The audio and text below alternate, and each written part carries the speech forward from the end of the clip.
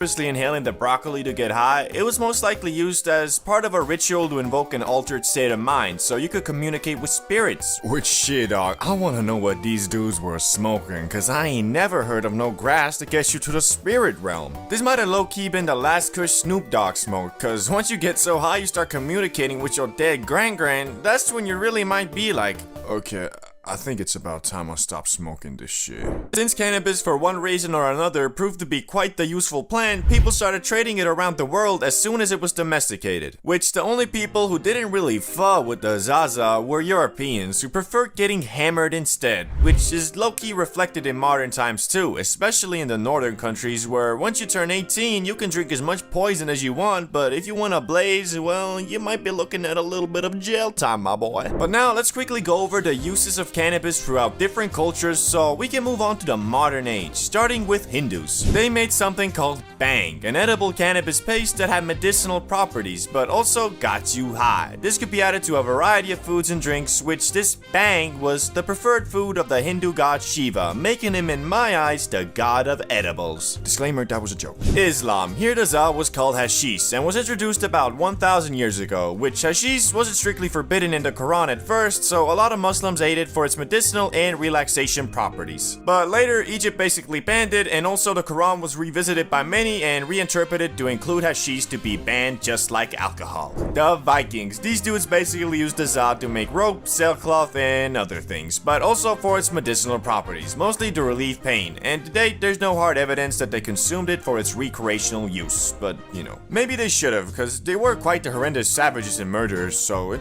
might have made them think a little bit about peace and love. But what about America, England, and the actual global world powers? How did they react to weed? Well, again, like the Chinese, Europeans and Americans at first prominently used the magic green plant in the 16th to 18th century for more practical things like making sailcloth and rope, which the plant itself grew much larger in the New World soil, and combined with the practicality of it, everything started being hemp-derived. Clothes, paper, well, basically anything that required fibers. But the question still remains, when did mofos start smoking that shit to get blasted on the regular? Cause although at some point you, your neighbor, your grandma, your boss, and even George Washington were out here growing weed, wasn't nobody out here rolling them up. Well, until the arrival of Mexicans. The loud version of hemp first arrived in Brazil in the early 1500s by way of enslaved Africans traveling with the Portuguese. And the native South Americans, who are already consuming some other psychoactive substances, quickly started blazing the Zaza too, and its use soon spread across South America and into Mexico, from which in the 1910s is when the loud first spread into the US, via Mexican immigrants escaping the effects of the Mexican Revolution. And almost immediately the good was viewed as a threat, and by 1931, 29 states had banned its use. Although it wasn't really the Zaza that the US didn't fall with, it was unfortunately mostly just racism against Mexican Americans and black citizens of the South, which both these groups were enjoyers of the za to some regard, so it became a scapegoat for racial bias in the US, and they blamed it for everything from petty crimes all the way to murder. And in 1937, the US completely banned all non-medical use of weed, which all of this kind of explains why the mostly peaceful plant has been thrown in the same Schedule 1 category with full-on life-destroying substances like heroin and cocaine.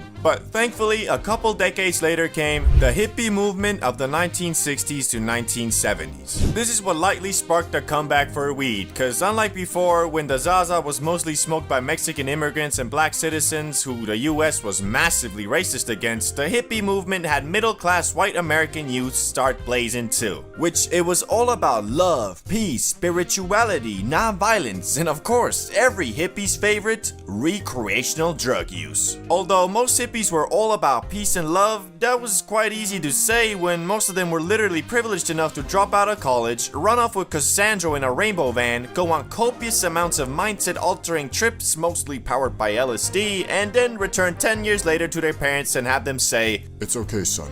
I was young and stupid once too."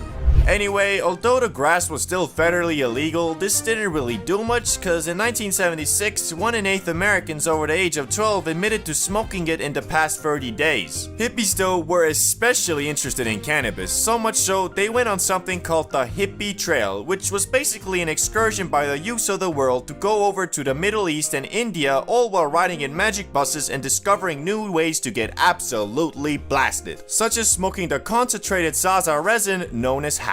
But acquiring the Zaza would soon get much harder, because you see, most of it came from Mexico, so in 1969 the US started patrolling the border, and in 1975 they got even more aggressive and started spraying herbicide on Mexican wheat plants. And so good old supply and demand made grass prices skyrocket, which a lot of people started then growing the plant themselves in mini greenhouses, closets, bathtubs, storage units, basements, wherever they could. But then in 1982, Mr. Smarty Pants Ronald Reagan took it even a step further by encouraging the streamlined arrest of anyone in possession of an illegal substance, which was really dumb because most of the focus was on pot, all while crack, meth, and heroin were all still